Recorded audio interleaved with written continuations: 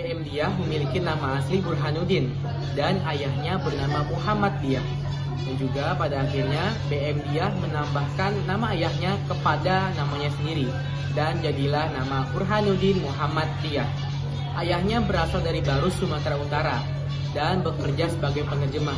Sedangkan ibunya, Siti Saidah, merupakan seorang ibu rumah tangga dari Aceh Barat. Burhanuddin sekolah di Holland International School atau HIS dan kemudian dia melanjutkan pendidikannya ke Taman Siswa di Medan. Keputusan ini diambil karena BM Diah tidak mau diajarkan di bawah guru-guru Belanda. Pada usia 17 tahun, Burhanuddin atau yang kita kenal sebagai BM Diah belajar di sekolah kesatriaan yang dipimpin oleh Dewi Steker. Burhanuddin mengambil jurusan jurnalistik, akan tetapi beliau juga mempelajari tentang dunia kewartawanan secara pribadi bersama Dewi Steker. Burhanuddin sesungguhnya tidak mampu untuk membiayai sekolahnya tersebut. Akan tetapi, Dewi Steker yang melihat semangat serta kegigihan Burhanuddin pun hatinya tersentuh, sehingga Dewi Steker membantunya dan mengizinkan Burhanuddin untuk tetap belajar di sekolah tersebut, dan bahkan Burhanuddin pun diangkat sebagai sekretaris di sekolah itu. Setelah tamat belajar, Burhanuddin pun kembali ke Medan dan bekerja sebagai redaktur harian Sinar Daily. Akan tetapi, beliau tidak lama bekerja di tempat tersebut, karena pada 1,5 tahun kemudian, beliau kembali ke Jakarta dan bekerja di harian Simpo sebagai tenaga honor. Tak lama dari itu, Burhanuddin pun berhenti bekerja di Simpo dan mendaftarkan diri di Warta Harian. 7 bulan kemudian, koran tersebut dibubarkan karena dianggap mengancam keamanan. Serta dari hal itu, Burhanuddin pun akhirnya mendirikan usahanya sendiri, yaitu Pertajoran Dunia. Setelah tentara Jepang datang dan menjajah Indonesia, Burhanuddin bekerja di Radio Hosokyoku sebagai penyiar siaran bahasa Inggris. Namun, pada hal yang sama, Burhanuddin pun bekerja di Asia Raja sebagai pembantu editor. Dari hal itu, Burhanuddin ketahuan oleh para pasukan Jepang karena telah mengkhianatinya, sehingga Burhanuddin dijebloskan di penjara selama 4 hari. Pada peristiwa diadakannya Kongres Pemuda di Villa Isola, tepatnya pada bulan Mei 1945 di Bandung, BM Diah atau Burhanuddin dipilih sebagai salah satu ketua utamanya. Nah, Kongres Pemuda tersebut diadakan karena bertujuan untuk membentuk angkatan baru atau Federasi Perjuangan Kemerdekaan Indonesia. Ketika bekerja di Radio Hosokyu, Burhanuddin bertemu dengan Herawati, dan kemudian mereka berdua menikah pada tanggal 18 Agustus 1942.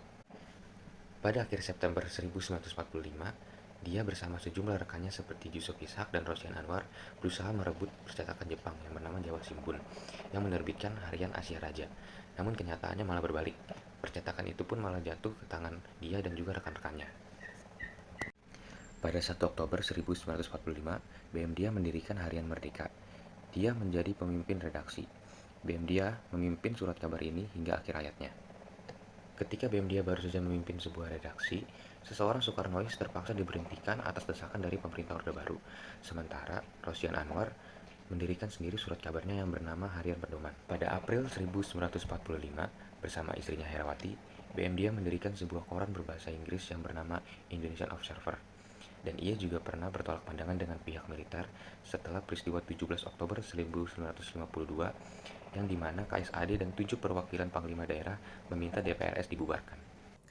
BM Diah saat itu juga turut hadir dalam pertemuan yang diadakan di rumah Laksamana Maeda yang bertepatan di Jalan Meiji Dori atau sekarang lebih sering disebut Jalan Imam Bonjol nomor 1. Pertemuan tersebut diadakan pada tanggal 16 Agustus 1965 dan dihadiri oleh sejumlah golongan tua dan golongan muda serta sejumlah anggota PPKI. Pertemuan tersebut diadakan untuk membahas teks proklamasi yang akan dibacakan untuk esok hari. Ahmad Subarjo, Soekarno, dan Muhammad Hatta saat itu membuat draft teks proklamasi. Lalu, anggota yang hadir saat itu menunggunya di ruang tengah rumah Laksamana Maeda. Saat teks proklamasi sudah disetujui oleh para anggota-anggota yang sudah hadir di situ, Soekarno lalu menyerahkan kepada Sayuti Melik untuk segera mengetiknya kembali menggunakan mesin tik sehingga jadi teks proklamasi yang lebih rapi. Sayuti Melik langsung mengetik ulang teks proklamasi tersebut. Awalnya, Soekarno hanya menulis teks proklamasi di selebaran kecil yang berasal dari buku kecil yang disobek. Draft-draft tersebut diketik ulang oleh Sayuti Melik dengan rapi. Saat teks proklamasi tersebut sudah selesai diketik oleh Sayuti Melik, teks proklamasi tersebut yang merupakan draft-draft dari teks proklamasi dibuang begitu saja ke tempat sampah. Dikutip dari buku biografi yang mengisahkan tentang BM Diah yang berjudul Butir-butir Padi BM Diah, tokoh sejarah yang menghati zaman. Setelah naskah tersebut disalin oleh Sayuti Melik, naskah tersebut dibuang ke tempat sampah begitu saja, ungkap BM Diah. Rupanya, naluri jurnalistik BM Diah saat itu berjalan dengan baik. Beberapa saat setelahnya, ia mengambil draft teks tersebut dari tempat sampah lalu menyimpannya dengan baik. Secari kertas tersebut tampak sudah tidak bagus lagi dan tampak sudah tidak pantas untuk disimpan.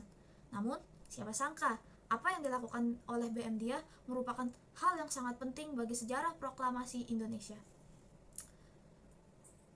Hal yang dilakukan oleh BM Diah menjadi kelengkapan kunci arsip proklamasi kemerdekaan negara Indonesia. Tanpa adanya draft teks proklamasi yang asli, Indonesia kemungkinan kehilangan identitas sebagai negara yang merdeka atau negara yang telah melakukan proklamasi pada tanggal 17 Agustus 1945. Karena perjuangan dan jasa-jasanya bagi negara, BM Diah dianugerahi penghargaan seperti Bintang Mahaputra Utama dari Presiden Soeharto pada tanggal 10 Mei 1978 dan Piagam Penghargaan dan Medali Perjuangan Angkatan 45 dari Dewan Harian Nasional pada tahun 17 Agustus 1995.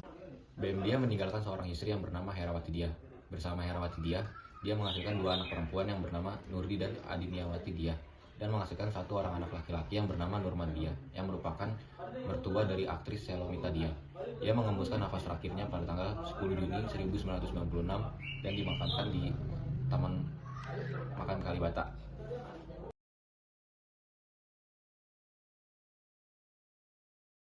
BM Diah lahir di Kutaraja pada 7 April 1917. Nama asli BM Diah merupakan Burhanuddin. Lalu kenapa sih namanya jadi BM Diah? Karena BM Diah atau Burhanuddin ini menggabungkan nama ia dengan nama ayahnya. Nama ayahnya yaitu Muhammad Diah. Jadi jika digabungkan adalah Burhanuddin Muhammad Diah yang disingkat menjadi BM Diah. BM Diah sekolah pertama kali adalah di Holland Inlandse School atau HIS. Selanjutnya, ia bersekolah di Ksatrian School mengambil bidang jurnalistik yang merupakan di bawah pimpinan Douwes Dekker. Pada awalnya, BM Diah tidak dapat melakukan sekolah karena ia terhalang oleh biaya. Namun, karena Douwes Dekker melihat kegigihan dan ketangguhan BM Diah, maka Douwes Dekker membantunya sehingga BM Diah atau Burhanuddin dapat bersekolah. Setelah lulus dari Ksatrian School, pada masa pemerintahan Jepang, BM Diah bekerja di salah satu perusahaan radio Jepang yaitu Hosokyoku Radio. Namun, ia dipenjara selama 4 hari. Karena apa? Karena ia ketahuan bekerja di tempat lain oleh Jepang, yaitu dia bekerja di Asia Raja. Nah, selanjutnya BM Diah menjadi salah satu ketua terpilih dalam Kongres Pemuda yaitu Angkatan Baru. Nah, Angkatan Baru ini bertujuan untuk kemerdekaan Indonesia. Lalu selanjutnya, apakah peranan BM Diah dalam proklamasi atau kemerdekaan Indonesia? Jadi dulu Sayuti Melik membuang kertas asli yang ditulis oleh pendiri-pendiri bangsa Indonesia ke tempat sampah karena ia telah menyempurnakan dalam mesin ketiknya. Tapi jiwa jurnalistik BM Diah muncul, lalu ia mengambil kertas asli tersebut sehingga sampai sekarang kita masih dapat melihat kertas asli tulisan-tulisan para pendiri bangsa yang sangat hebat. Pada akhir masa hidupnya, BM Diah dimakamkan di TMP Kalibata. Ia meninggal pada 10 Juni 1996 dengan meninggalkan 1 istri Herawati bersama dengan 2 anak perempuannya dan 1 anak laki-lakinya. Itu adalah kesimpulan dari kisah perjalanan hidup BM Diah sampai dengan ia dapat menyelamatkan kertas asli yang dapat kita lihat sampai sekarang ini. Terima kasih.